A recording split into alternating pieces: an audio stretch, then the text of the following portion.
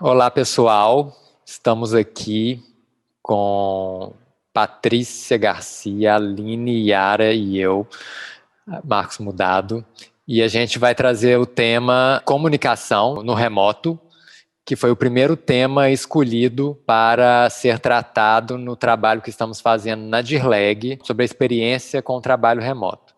Cada um de nós estudou parte desse tema, comunicação, e a dinâmica desse vídeo vai ser da seguinte forma: cada um tem 5 minutos para expor aquilo que achou mais importante nos seus estudos, e depois a gente vai fazer um debate de 20 minutos também sobre o que foi trazido aqui. O tema da Yara é o excesso de comunicação, os problemas causados pelo excesso de comunicação. O meu tema é o Remote First, a Patrícia está com feedback e a Aline está com ferramentas de comunicação. Então nós vamos começar já com a Yara, sem mais delongas. Vou pôr um cronômetro aqui na tela, então a palavra já é sua. Olá, pessoal, a todos que estiverem assistindo.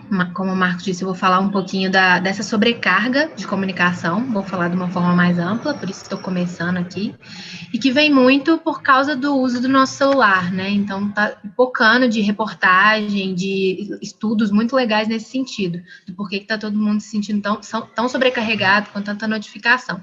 E aí tem uma pesquisa que fala que 9 em cada 10 brasileiros, a pesquisa da Deloitte, a gente pode deixar todas as referências depois, gente, porque vão ser muitas citações. 9 em cada 10 brasileiros estão usando o celular para trabalhar fora do horário de trabalho, o que bate lá com a pesquisa que a gente rodou na DIRLEG, né? Que na pergunta geral, na primeira, quando a gente faz a análise qualitativa, o principal ponto que aparece é a delimitação da jornada, então tem tudo a ver com essa sobrecarga. Outro dado interessante que a gente achou foi de uma pesquisa inglesa que fala que, no final das contas, no ano, os britânicos estão trabalhando 29 dias a mais por ano, justamente por causa desse trabalho pelo celular, além do trabalho. E aí eu acho que uma pergunta que a gente se faz é se a produtividade aumenta, então, né? Porque está todo mundo tão conectado, tão disponível, e o que tem de resposta de consenso nos materiais que a gente estudou é que não. O que aumenta é a tendência ao estresse, ao burnout, aumenta as demandas, aumenta o senso de urgência, mas não necessariamente a produtividade. Tem outra pesquisa que fala que a gente é interrompido mais ou menos 60 vezes por dia, e que a gente gasta 4 horas só resolvendo essas interrupções, essas demandas que chegam na hora, e que 80% dessas coisas são inúteis. Então, não necessariamente essa disponibilidade aumentada significa mais produtividade, e esse é um ponto interessante. O outro ponto que eu selecionei foi a questão do senso de urgência, né, que tem a ver também com essa parte da produtividade. Mas é justamente isso, né? A gente manda mensagem o tempo inteiro, e recebe o tempo inteiro. A gente quer avisar de tudo que está fazendo. Então, os chefes, assim, ficam com a sensação de que tem que perguntar, o servidor de que tem que avisar, e isso gera uma confusão no que realmente é urgente e o que não. Então, você está lá fora do seu horário de trabalho, né? A chefia mandou um áudio, mandou uma mensagem, você tem que filtrar o que é, né, se aquilo é urgente ou não.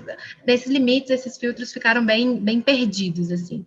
E aí é importante a gente pensar que a gente está deixando as outras pessoas furarem essa fila de prioridade que a gente estabelece para as nossas atividades, né? E o quanto a gente tem controle sobre isso, o quanto a gente pode estabelecer esse controle, ajudar também quem trabalha com a gente a ter esse controle.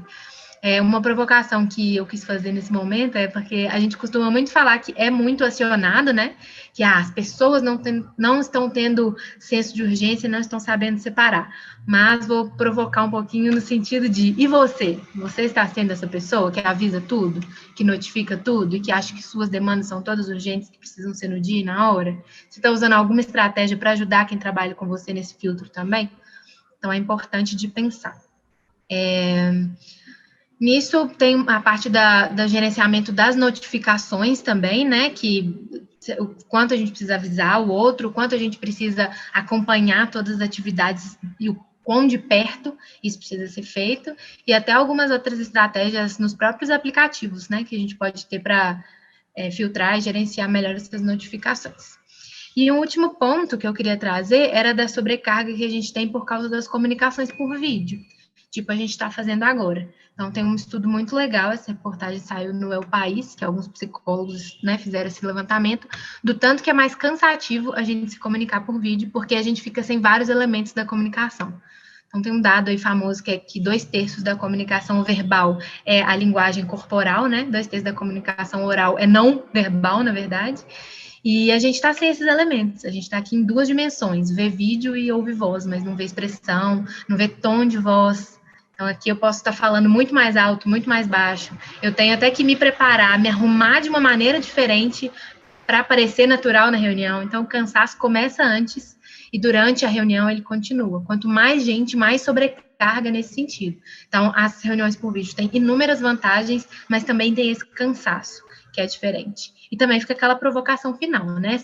As reuniões são muito necessárias, especialmente no remoto, mas todas as pautas que você está levando realmente precisam ser em reunião? Poderia algumas coisas ser por e-mail, por outros canais? Enfim, gente, as provocações iniciais são essas, acho que são os pontos mais interessantes, e da gente sempre ter em mente, assim, que o smartphone está aí para reforçar esse padrão de muito trabalho, né, de workaholic que a gente já tende a entrar. Então, a gente tem que escolher muito bem como que a gente vai lidar com isso, né? Uma reportagem lá até fala que a diferença é a dose, assim, para saber se vai ser veneno ou se vai ser remédio. Então, é importante a gente fazer essas escolhas de forma inteligente. Obrigado, Yara, então. Gente, lembrando, uma coisa que eu esqueci de falar, isso aqui é um preparatório para uma nova fase da discussão sobre comunicação, que essa nova fase vai ser um encontro entre chefes e servidores, alguns servidores de cada setor, para pensar, sim, em ações, em políticas, em algo que pode ser feito na diretoria para melhorar a comunicação remota. Agora quem vai falar sou eu. Então, o meu tema é o Remote First, que é uma expressão que a gente ouve muito quando a gente vai estudar o trabalho remoto. E eu acho que a melhor maneira de definir o Remote First é diferenciar ele do Remote Friendly. Eu estou usando essas palavrinhas em inglês, porque mesmo a turma do Brasil que fala disso, mantém as palavras. Eu já tinha ouvido muito áudio sobre isso, mas eu consegui um artigo em inglês mesmo que explica melhor. Então, eu estou me baseando nele.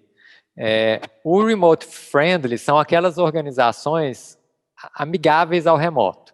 Ou seja, as organizações que falam ok para o remoto, podem fazer trabalho remoto, não tem problema. O que é diferente do Remote First. No Remote First, as organizações dizem o remoto está em primeiro lugar. E qual que é a diferença? No Remote Friendly, o trabalho remoto é permitido, ok, vocês podem fazer, só que a comunicação que é priorizada é assíncrona, é aquela que tem que estar as pessoas juntas, tem que estar no corpo a corpo, às vezes presencial. Essa é a comunicação que fica mais importante ainda. As decisões mais importantes também são tomadas no presencial, elas são deixadas para o presencial. As informações ficam mais disponíveis também no presencial, bem como as pessoas, né?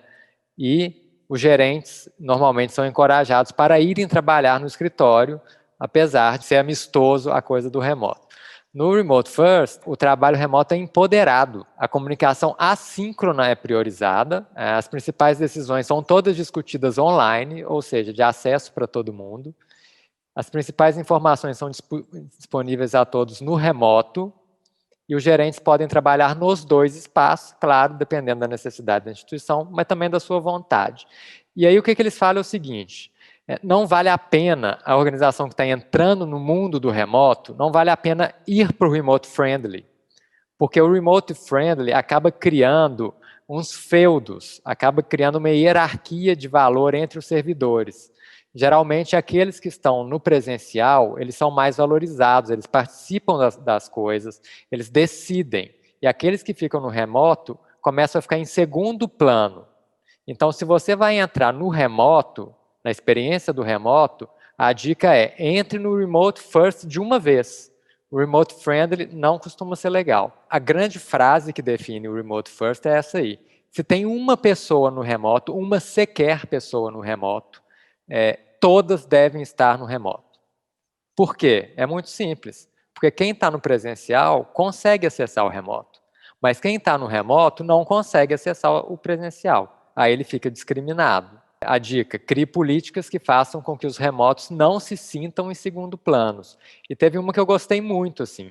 faça pesquisas periódicas e pergunte para a turma como é que elas estão sentindo com o trabalho híbrido.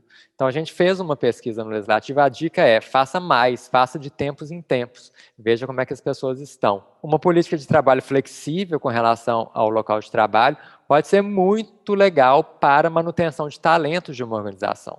Então, a gente, assim, se a pessoa puder estar trabalhando num local que ela se sente melhor, isso é um motivo dela querer ficar na organização. Se virar um hábito a documentação compartilhada das informações nos locais combinados, os trabalhadores começam a perguntar menos coisa para os chefes, porque eles sabem onde que vão encontrar. Então, a gente está falando de autonomia do empregado aqui, do funcionário, né? Se ele tem acesso à informação, ele tem mais autonomia. Algumas dicas para reunião. Facilitador, ficar muito esperto para incluir os remotos, que geralmente, às vezes, faz reunião todo mundo no presencial, o remoto fica ali, um celularzinho na cadeira, né? Essa não é a situação mais recomendada, inclusive.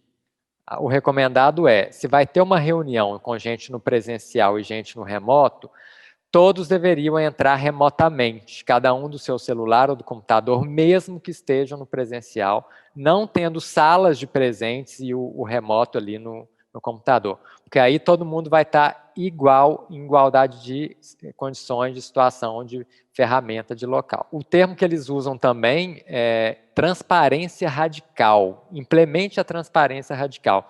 Informações não compartilhadas dão origem a feudos. Aquela turminha que sabe das coisas, aquela turminha que foi excluída de saber as informações. Informação de difícil acesso despende energia do trabalhador. Ele precisa ficar buscando, ele cansa às vezes, ele não sabe onde encontrar. Isso desmotiva e reduz a produtividade. E, por fim, transparência reforça confiança. A pessoa pensa assim, bom, eu estou tendo a mesma informação que todo mundo? Se eu sinto que sim, então minha situação de confiança com relação à equipe, à instituição, ela vai aumentando. Pessoal, é isso, assim. Então, o Remote First é um estado é uma política, mas que se reverte também em coisas muito práticas, como formas de comunicar, formas de documentar, formas de dar transparência para as coisas. Bom, agora, antes de passar para a Patrícia, eu só queria dizer que eu gravei um vídeo sobre esse tema de 16 minutos, então vou deixar disponível o link também, quem quiser se aprofundar nele. Patrícia, é contigo agora. Você vai compartilhar algo? Vou compartilhar a tela, só um instantinho. Então, eu vou falar sobre feedback. E toda vez que a gente fala de feedback, eu acho que a primeira coisa que vem na cabeça é assim, que é uma conversa espinhosa, uma conversa difícil, uma conversa tensa. Mas o feedback, ele é apenas uma resposta, uma atitude, a uma ação, a um comportamento, com o objetivo de avaliar, de desenvolver pessoas, as equipes e as instituições. E feedback é uma grande oportunidade também de conexão, uma oportunidade de aprimorar a comunicação. Então, é importante dizer que o feedback, ele não é opinião, não é sentimento, não é emoção. Feedback é sobre conduta, é sobre desempenho. Então, o feedback precisa ser naturalizado, mas não é porque ele não é um caminho árduo, espinhoso, que ele não exige alguns cuidados. Então, quando que eu devo dar feedback? No dia a dia, sempre que sentir necessidade para dar um retorno sobre alguma situação, na avaliação de desempenho, que é o grande momento do feedback, e que olha de uma perspectiva mais ampla, né, olha de uma forma mais geral, e sempre que um trabalho inovador, um trabalho que exija mais dedicação, uma dedicação especial, uma habilidade diferente, também é interessante dar feedback. E como dar feedback? Uma coisa importante é o ambiente e o momento, né? Não dê feedback no momento em que os nervos estão à flor da pele. Procure criar um ambiente acolhedor, um ambiente de conversa, sem obstáculos, sem uma mesa na frente, sente-se do lado. E é importante se mostrar curioso, tentar entender o outro lado. Talvez a primeira pergunta seja, gostaria de te ouvir, gostaria de entender seu ponto de vista. Então, seja genuinamente curioso, seja objetivo e sincero, seja claro, né? Fale efetivamente o que precisa ser dito. Reconheça os pontos fortes do outro, por que muitas vezes ele não utilizou as suas habilidades para resolver determinada situação, assuma a sua contribuição na situação, prepare-se previamente, é muito importante, tanto psicologicamente, quanto faça um roteiro, né, avalie o que você precisa dizer. Controle a ansiedade de acabar logo com a conversa, que é uma tendência, quando a conversa está difícil, a gente quer escapulir rapidinho. Então, controla isso e coloque-se disponível para o desenvolvimento, quer dizer, o que vai rolar depois dessa conversa. O que não fazer? Não enrole, não seja genérico, fale de situações, de fatos reais, concretos. Não fale o nome de outra pessoa. A comunicação é entre o emissor e o receptor. Colocar outra pessoa só vai confundir essa comunicação. Não se baseie em achismo. Se baseie em situações e fatos. Não confunda sentimentos pessoais, a identidade maior ou não identidade como pessoa, com a conduta profissional que está sendo ali naquele momento considerada e avaliada. Não foque excessivamente no que passou. Embora o feedback seja sobre algo que ocorreu, é importante olhar para frente. Então, busque soluções, busque formas de desenvolvimento. No trabalho remoto, como a Yara já disse, a questão da não presença, né, ela dificulta um pouco o feedback. Né? A gente pode usar texto, usar vídeo, mas a gente fica sem outros elementos que são muito importantes na comunicação, que é o que a Yara falou, expressão corporal, o tom, e esses elementos que a presença garante. Feedback por texto é para assuntos mais rápidos, mais específicos, por vídeo para uma conversa mais complexa. Mas, por ser em texto, não desconsidere o cuidado com as palavras. Então, reveja o texto, analise as palavras, e, se for necessário, espere um pouco antes de enviar. Os cuidados do feedback, especiais do feedback no trabalho remoto. Excesso de pragmatismo, né, e direto no ponto. O trabalho remoto, por causa do cansaço dessas reuniões e dessa comunicação mais difícil, a gente, às vezes, quer resolver logo e não escuta um pouco o outro, né, perde essa possibilidade de conexão.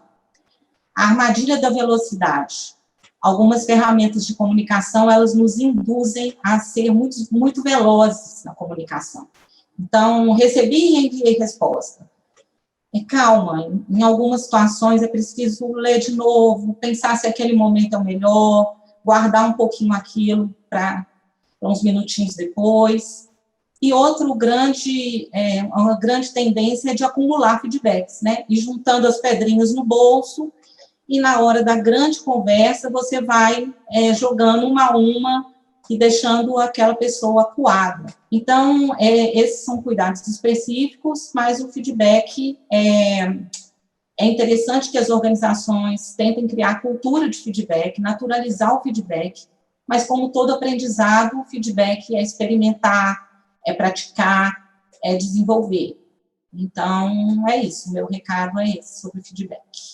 Muito obrigado, Patrícia. Vamos passar agora para a Aline, que vai falar de ferramentas de comunicação. Conta para nós, Aline. Bom, nesse tema eu dividi ele em alguns tópicos. Aí eu vou iniciar falando um pouco geral de alguns cuidados dessas ferramentas.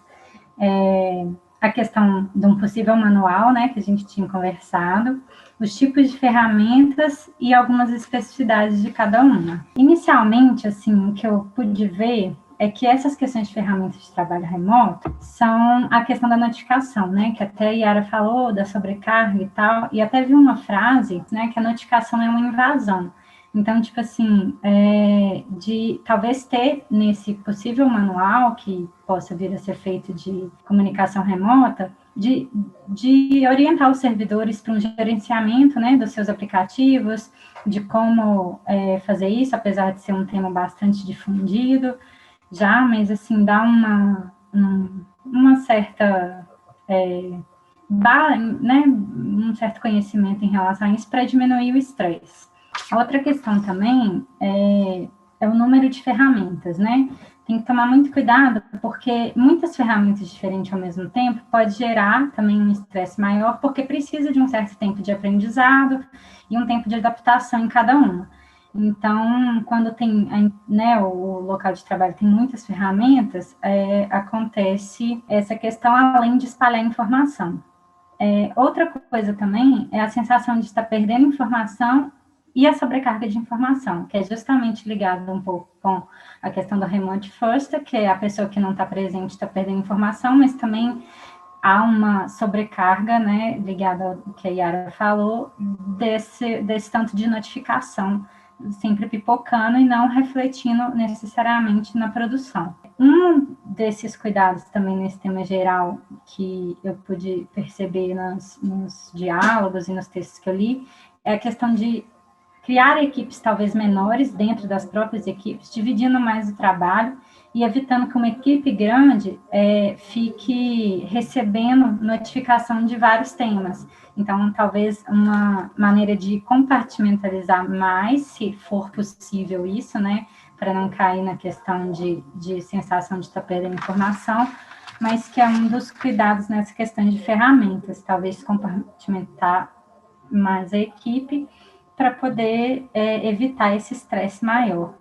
Outra coisa é a humanização da comunicação, né? Principalmente ligado ao que a Patrícia falou, no feedback, usando um canal correto. E né, uma questão assim de, talvez ter no manual também, sempre ler o que escreveu antes de enviar, avaliar melhor o meio de se fazer isso, a clareza e o destinatário das mensagens, porque também a questão não só da dose, né, mas do canal também, qual que seria melhor, qual a ferramenta melhor para ser utilizada.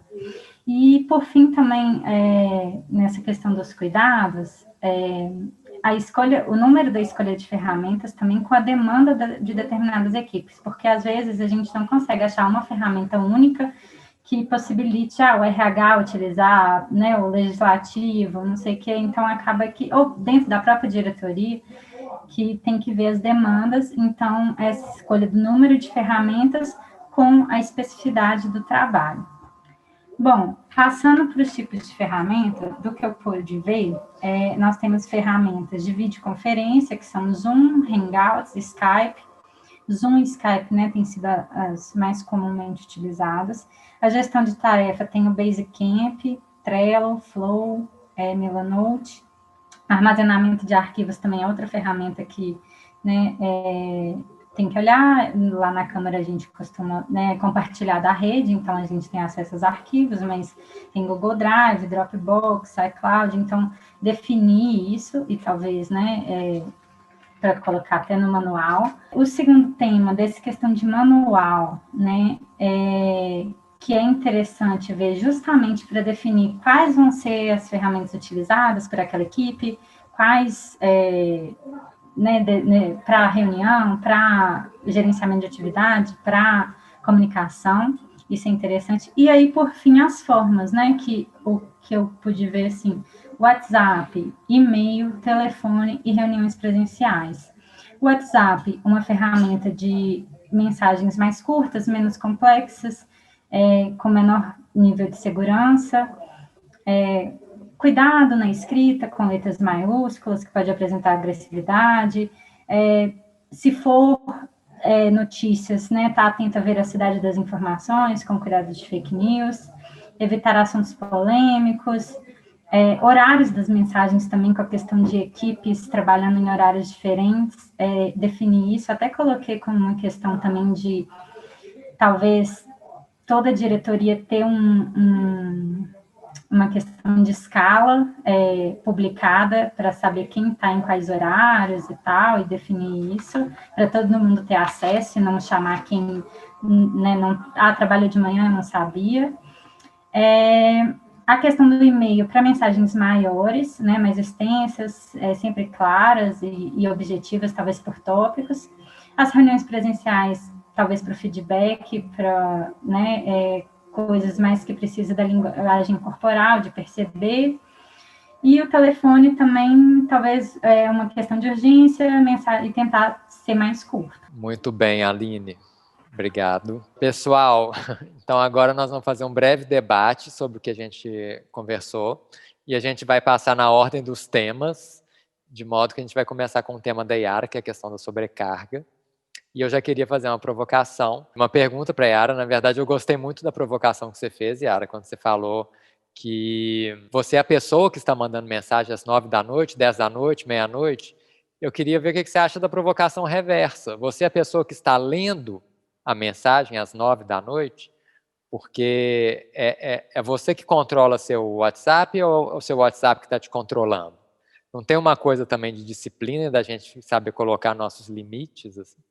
Então, acho uma provocação super válida. Acho que com certeza tem um atravessamento aí, né, da autodisciplina, da gente colocar os limites, mas que tem outras coisas envolvidas, né? Então, quando a gente fala você controla o seu WhatsApp ou o WhatsApp te controla, não é só o WhatsApp, né? É seu chefe, é seu emprego, é a sua percepção de trabalhador competente ou não, o quanto estar disponível para responder fora do horário está influenciando nisso, na percepção do seu desempenho. Então, tem todo um combo, que eu acho que é super válido, sim, a gente tem que tentar estabelecer os limites, mas que, se isso for definido pela instituição, e se a gente tiver essa autopercepção, a gente vai se ajudando. Por isso que eu fiz a provocação no sentido de, você está mandando? Você que está acionando essas pessoas? Eu acho que é um caminho mais justo, talvez, mas não significa que o contrário não tem que ser feito. E aí eu acho que a terceira provocação é essa, né? O que a gente, enquanto instituição, está fazendo nessa situação? O que a gente está definindo? E não é nem só caso de mensagem meia-noite, 10 horas, final de semana, né? É fora da jornada mesmo. Assim. Então, uma pessoa que trabalha ali de manhã e está recebendo mensagem 6 da tarde, preocupada em responder. Então, o que eu penso sobre isso é mais ou menos por aí. Ou seja, o que me veio aqui agora é que se a instituição tem uma política, fica mais fácil para que eu coloque os limites, né? Eu não vou responder porque já é política da instituição. Eu não preciso me sentir culpado de não estar respondendo. O trabalhador ter segurança para exercer seus limites, né? Muito bom. Aline, você queria falar alguma coisa sobre notificações? Nessa questão de, né, justamente que a Era falou, que vocês falaram de definir os limites, porque né, são várias ferramentas, então que a gente já está ligado no celular, por outros, é tudo no celular, né, aplicativo, aquela bolinha vermelha, então talvez ter um direcionamento, assim, que é uma coisa muito falada hoje em dia, mas né, é sempre bom reforçar isso, porque acaba que a gente vira escravo mesmo, né, os aplicativos estão aí para fazer a gente viciar. Uma das ferramentas que eu olhei, que é o Basecamp, que eu vi que tem uma filosofia de trabalho remoto, de gerar mais benefício, e de assim, não ter essa carga viciante mesmo. Então, assim, apesar de ter aplicativos que buscam isso, mas né, a maioria não. Então, de não gerar esse estresse com esse tanto de notificação, de dar né, tanto do próprio servidor não acionar, quanto dele mesmo fazer o seu próprio gerenciamento das notificações. Yara, eu queria te perguntar uma coisa também, assim, você falou que o vídeo ele tem uma perda com relação à conversa presencial, mas assim, estando em condições remotas, quase que né, obrigatórias, o vídeo ainda é melhor do que o texto, por exemplo, né? Com certeza, e assim, o vídeo é bom, né, hora nenhuma nesse estudo é falado... Né, tem uma recomendação de não fazer videoconferência. O que tem ali é uma explicação do porquê que isso nos cansa e como, né, que é nessa questão da percepção dos sinais não verbais na comunicação.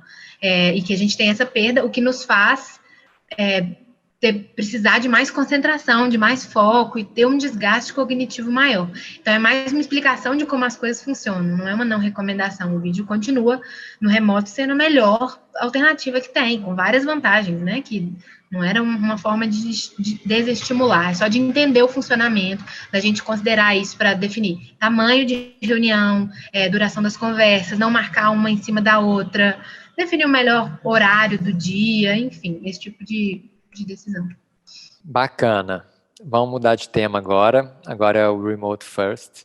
Parece que você tinha uma coisa para falar sobre chefes, Yara. Perguntar para o chefe. Em um momento, né, da sua fala, você pontua a questão da autonomia né, dos funcionários, dos servidores, que eu achei fantástica, assim, e eu fiquei refletindo muito sobre como que isso traz também mais responsabilidade para os gestores, né, que tem que estar por dentro de tudo, assim, que exige um aprendizado e essa responsabilidade mesmo. Não é bem uma pergunta, mas queria que você comentasse desse lado também do gestor. Eu quis colocar aquilo também, porque quando começou o trabalho remoto, uma fala muito comum dos chefes é que aumentou o fluxo de pergunta para eles, assim. E era natural, era uma situação de caos, estava tudo sendo reconstruído, então, assim, os servidores naturalmente tinham mais dúvidas, né? Isso pode diminuir se as informações estiverem disponíveis a todos. Claro que é uma via de mão dupla, né? Para o chefe é a mesma coisa. Então, o chefe pode ficar também perguntando coisa para os servidores que não precisa. Está ali, né? Já está em algum lugar, já está colocado. Eu acho que é importante, mais uma vez, voltar para a política. Se houver uma política de como lidar com as informações, de onde documentar, de como que vai estar compartilhado, fica mais fácil das partes se entenderem. Ô, chefe, tem ali, né? A gente combinou que eu ia colocar ali. Então, é um processo educativo também. A partir de uma política, vira um processo educativo até que as pessoas se entendam, assim, eu acho. Patrícia? Bom, eu estava pensando, assim, tanto na fala agora da Yara, e também nas colocações anteriores, nessa responsabilidade, assim, do gestor, né, em momentos de mudança, em momentos de incerteza, que o próprio gestor também está vivenciando a mesma situação, né, e também está à frente de uma equipe e ele influencia enormemente como que essa equipe vai passar por isso.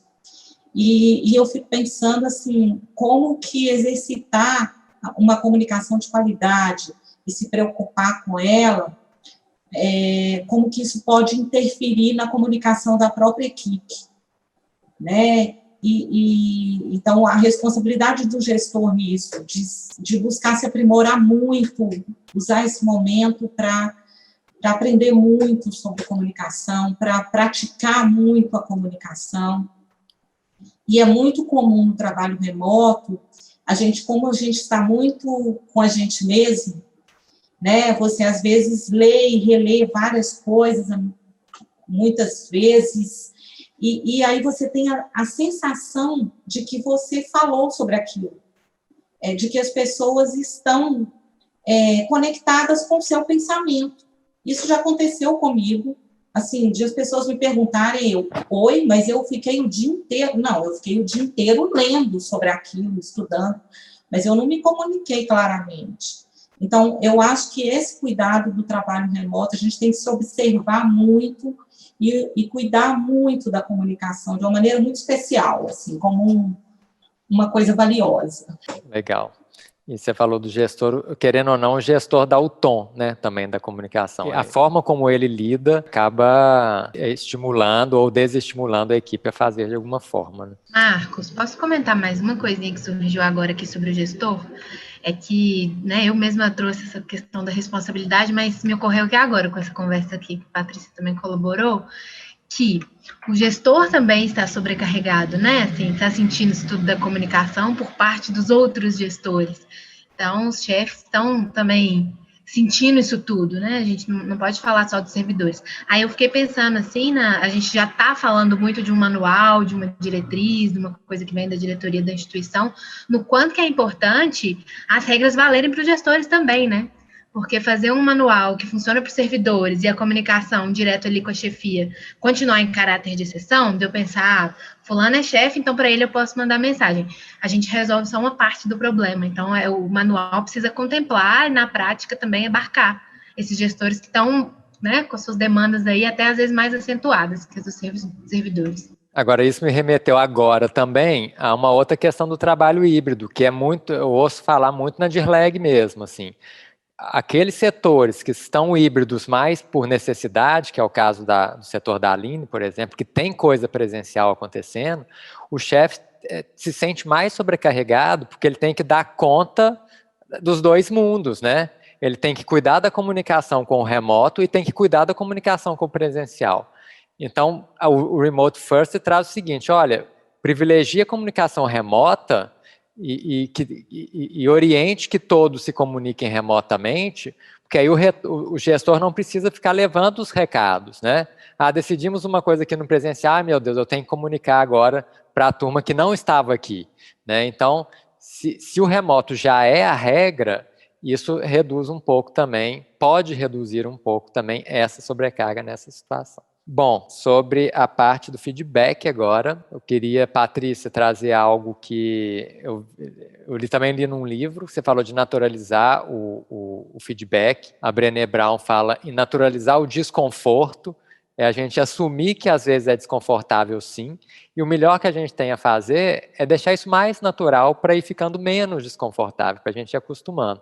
Então, assim, uma prática que eu acho muito saudável é, de vez em quando, talvez uma vez por mês, se é um setor que faz reuniões semanais, ter uma reunião mais de avaliações, assim, avaliações em geral, avaliação dos trabalhos que estão sendo feitos, avaliação de algumas funções, se a pessoa quiser ser avaliada em grupo, né, não obrigatória, talvez você começar a criar momentos de avaliação, às vezes alguns voluntários, para ir criando esse hábito, assim, e naturalizando essas situações. Você citou a Brené Brown, né?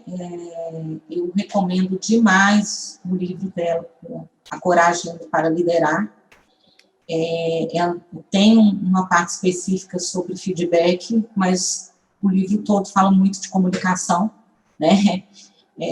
A comunicação é uma habilidade, uma competência essencial, né? Para todos, e para o gestor especialmente. E essa questão de naturalizar o feedback, de criar cultura de feedback, né, de você...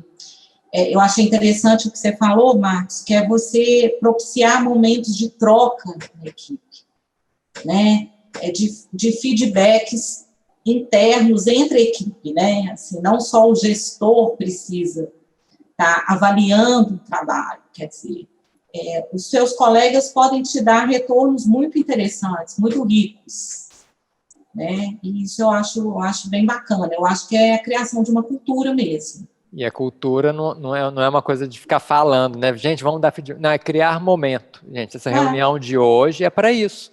Então, nós vamos nos avaliar aqui de alguma forma, etc. Uhum. Então, se você não cria momento, você não está criando a cultura, né?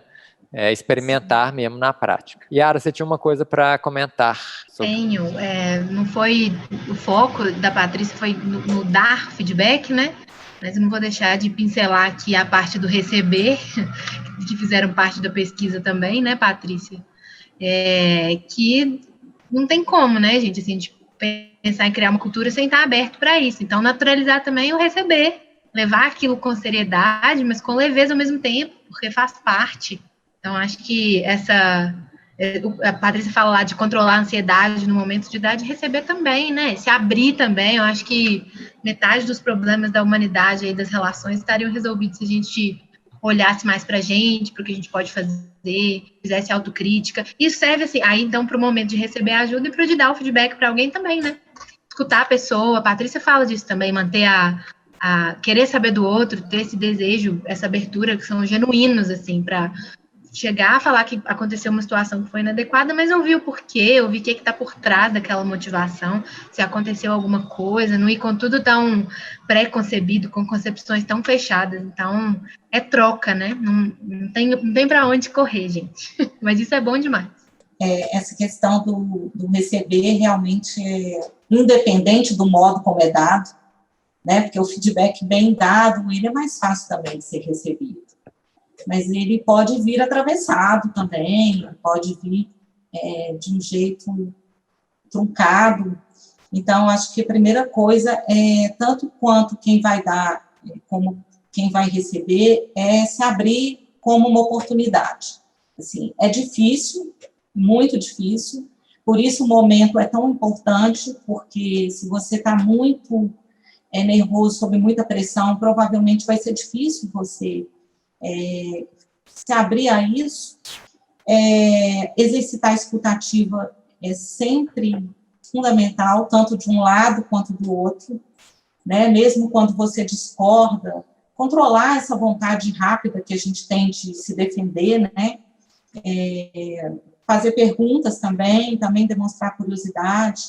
E no caso de um feedback injusto, você considere injusto, apresentar seus pontos de vista de uma maneira objetiva e também pensar se aquele é o melhor momento para argumentar.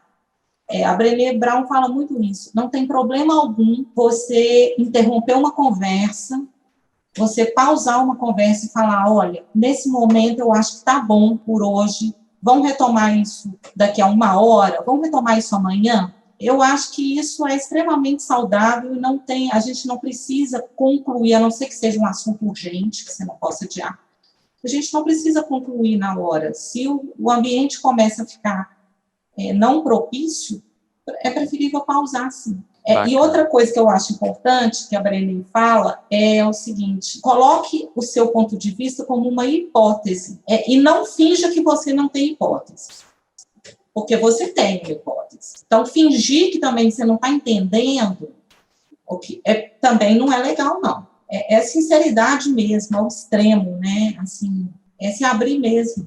Eu acho que esse ponto que você falou até leva ao outro que a Yara tinha comentado também, que assim, se eu assumo que eu tenho uma hipótese, eu também estou assumindo que o outro tem uma hipótese.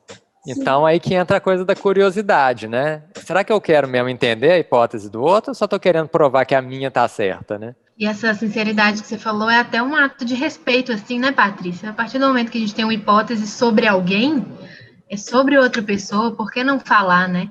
Eu converso disso muito na clínica, assim, com as pessoas que eu atendo, e já faz parte do meu estilo de atendimento. Eu falo, olha, eu vou elaborar algumas hipóteses sobre seus padrões de comportamento, mas eu vou compartilhar com você. E eu vou falar, olha, é uma hipótese. Pode falar, não tem nada a ver e por que você acha, ou você pode concordar e a gente pensar junto sobre isso. Então, achei muito legal. Bacana. Patrícia, só uma coisa aqui. Você falou sobre cuidados em fazer o feedback por texto, por vídeo. Eu fico pensando qual que é o jeito mais ideal de fazer uma conversa de feedback. Para mim que assim, ou é uma conversa telefônica ou é uma videochamada. Pessoalmente, eu não vejo diferença nenhuma em conversa telefônica ou videochamada. Mas eu imagino que tenha gente que prefira se ver, né? É só uma preferência mesmo minha que realmente eu já percebi que não faz diferença para mim. Você estudou algo a respeito disso? Algo é dito a respeito disso? Tem alguma coisa que separa assim, o feedback por texto e o feedback por vídeo? O feedback por texto, ele só é recomendável para coisas muito pontuais, que exigem assim, muito pouco, não é uma conversa difícil, é uma coisa simples, do dia a dia mesmo. Seu ofício está errado, conserta isso aí, manda de volta. Né? Eu sugiro substituir essa palavra no roteiro, ou em tal relatório e tal. Então, esse tipo de coisa. A vantagem do texto é que você pode rever o que você escreveu. O texto você pode ler de novo, você pode revisar. A fala, o que falou, ficou. Né? A emoção está ali. Então, eu acho que até isso tem que ser avaliado. Assim. Eu preciso dar um feedback imediato, mas eu tenho certeza que se eu for encontrar com essa pessoa, vai dar problema. Então, assim, deixa eu pensar, deixa eu escrever. Às vezes até você vai escrever e depois falar assim, não, eu dou conta, assim, eu nem vou mandar essa mensagem, eu vou fazer um vídeo. Né? Escrever é sempre um exercício, assim, mesmo no vídeo, é importante escrever, é importante roteirizar. É quase uma terapia, né? Assim, roteiriza tudo. Assim, o roteiro, para mim, virou o grande achado do trabalho remoto, entendeu? Roteiriza, põe ali, vai ser objetivo, vai ser claro, vai ser transparente, até essas perguntas de ouvir o outro, põe lá no roteiro, quero te ouvir, quero te entender.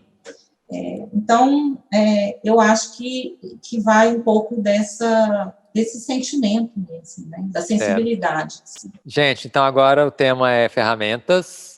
Eu já queria de cara fazer uma pergunta para a Aline. Aline, todo lugar que eu ouço falar de ferramenta de comunicação de trabalho remoto, a primeira coisa que eu ouço é não usem o WhatsApp. Não usem o WhatsApp para discutir coisa, para tomar decisão. O que é que você ouviu falar sobre essa história do WhatsApp aí?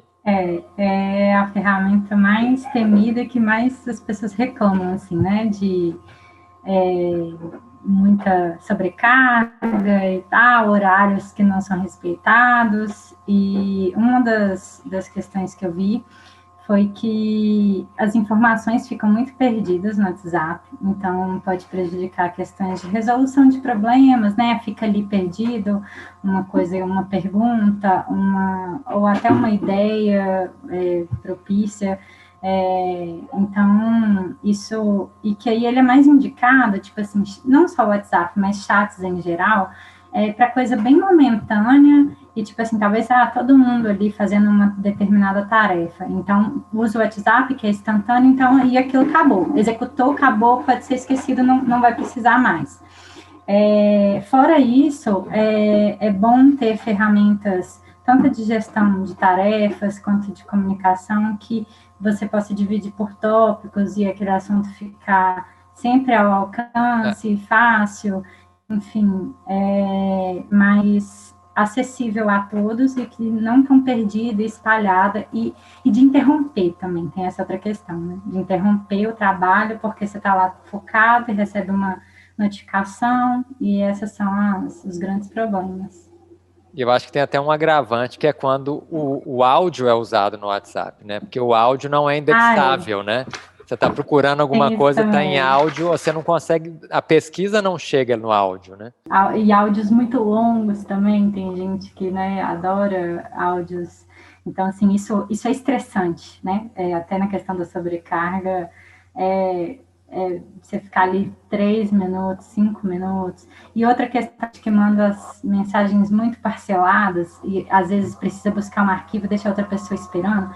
Então, assim, é uma ferramenta realmente, assim, para uma espontaneidade muito grande, para uma execução de algo ali no momento, e acabou, não, sem informações muito importantes, porque se tiver algo assim, é melhor ir para outra ferramenta. Yara, você ia falar alguma coisa? Eu ia perguntar, Aline, assim, eu entendo super essa questão do uso do WhatsApp ser momentâneo, ser mais específico, né? Mas para quem quando a gente está em regime misto, a gente está usando para substituir o telefone, por exemplo, né? Para marcar alguma coisa e tal. Então já está no ponto que eu acho que todo mundo tem o telefone de todo mundo e está bombando. E aí eu queria saber se você viu alguma coisa na sua pesquisa, se não tiver visto também, o que você acha sobre a separação de número pessoal e profissional, o quanto isso pode ser positivo, né, para quem deseja, sei lá, limitar mesmo, para desligar fora do expediente, não sei, eu queria saber o que você acha, e Patrícia e Marcos também, se quiserem falar. Nesse site, até que era sobre uma questão de trabalho remoto, não havia não vi nos materiais que eu vi a separação de número, mas eu acho muito válido, principalmente quem é muito demandado, assim, eu acho que tem aquela coisa, esse celular que eu posso, ou esse chip eu posso desligar, porque acaba que aquelas luzinhas, né, também que a gente falou da notificação, gera uma ansiedade, o fato só de você saber que tem uma mensagem ali para você já fica curioso. Então, assim, eu acho muito válido. Às vezes a gente nem quer abrir, né? Mas aí você abre para responder, sei lá, sua mãe, sua amiga, e tem uma ali no meio, e mesmo sem abrir a janela, você já viu a última mensagem, já preocupou. Então, às vezes, não é nem só sobre responder, né? Já entrou na sua cabeça de alguma forma, mesmo você não respondendo. Então, por isso que eu tenho pensado, assim, nessa questão da separação dos números. Agora, para mim, já que você sugeriu de rodar, para mim, eu acho que ia me dar mais trabalho ter 2 números. Eu realmente prefiro trabalhar a minha autodisciplina. Uma coisa que eu adotei, que melhorou um pouco, foi que eu limpo o meu WhatsApp uma vez por dia.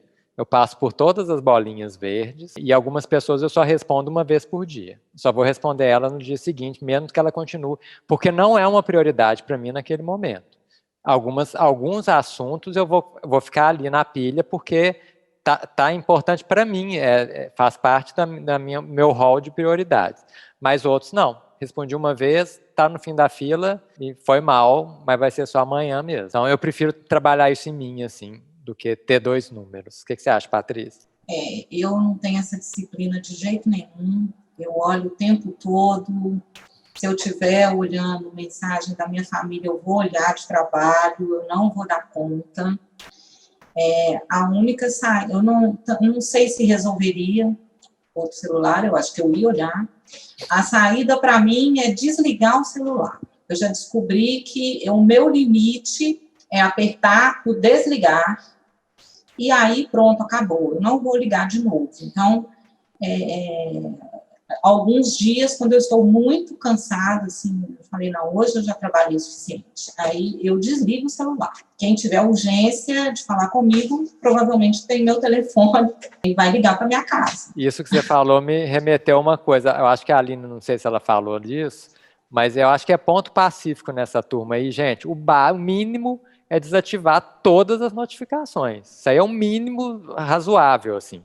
Barulhinho, luzinha, é para acabar com tudo, assim, né? Não, todo mundo fala isso, não é para ter notificação.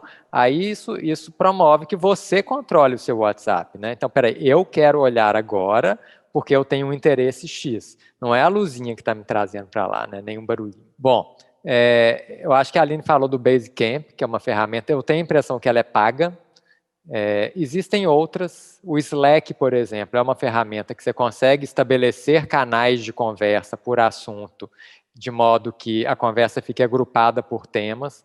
Eu sei, por exemplo, que a informática já usa isso para definir coisas, eles não usam o WhatsApp, então a gente tem experiência na casa, então talvez seja uma opção gratuita para fazer frente a essa comunicação que precisa ficar guardada. Né? O WhatsApp não é para ficar nada guardado, não é indexável, né? Bom, gente, mais algum comentário final aí? A gente já está no final do nosso debate.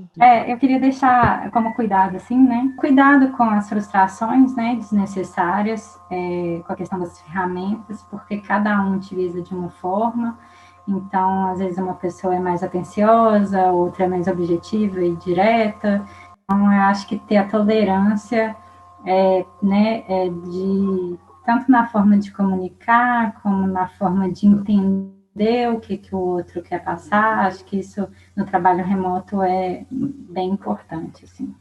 Também tem uma falinha final breve, só para falar, assim, que nosso objetivo também aqui, gente, é construir estratégias coletivas, né? Mesmo que seja para recomendação de comportamento individual, para isso ser respaldado, ser combinado, ser sugerido, ser estudado. Então, para a gente pensar, assim, enquanto instituição, enquanto diretoria, aqui no caso, né, que quem sabe a gente consiga expandir essas políticas e esses estudos para outras, mas do tanto que isso é importante, assim, porque senão também é mais uma coisa que a gente tem que fazer, né? É mais uma coisa para aprender, é mais uma coisa para cada um correr atrás. E a gente está aqui para isso, para tentar unificar esses conhecimentos e essas diretrizes. Eu acho que uma coisa que talvez a gente não tenha falado tanto diretamente, falamos muito indiretamente, é a questão da linguagem ficar às vezes, tão estéril nessa comunicação remota. Assim. Então, para a gente não ter medo, porque no presencial a gente conta muito da vida, um pouco, a gente compartilha muita história, a Câmara, ela propicia isso, o ambiente de trabalho da Câmara. Então, é da gente não ter medo de trazer emoção, assim, nas nossas palavras, na nossa comunicação, né? Não precisa fugir de palavras que falem, assim, a experiência humana mesmo, medo, confiança, solidão, pertencimento. Acho que a gente pode, mesmo estando remoto, a gente pode estar próximos, assim, e expressar sentimento, eu acho que dar oportunidade para o outro também fazer isso. Então, talvez esse cuidado aí no trabalho remoto, para que ele não fique tão duro, a comunicação não fique tão dura. Beleza, gente, obrigado a todas vocês. Lembrando que este momento aqui é um momento que a gente quis trazer um elemento a mais para as discussões que vão ter. Claro que a gente tem opiniões pessoais e a partir dos nossos estudos, da nossa experiência, mas que esse vídeo seja visto apenas como um algo a mais que vai ajudar nas conversas, como a Yara disse, na construção coletiva das políticas e das melhores práticas de comunicação. Então é isso. Obrigado e até mais. Obrigada, Dividec. Obrigada, gente. Pela oportunidade. Obrigada, gente. Beijo.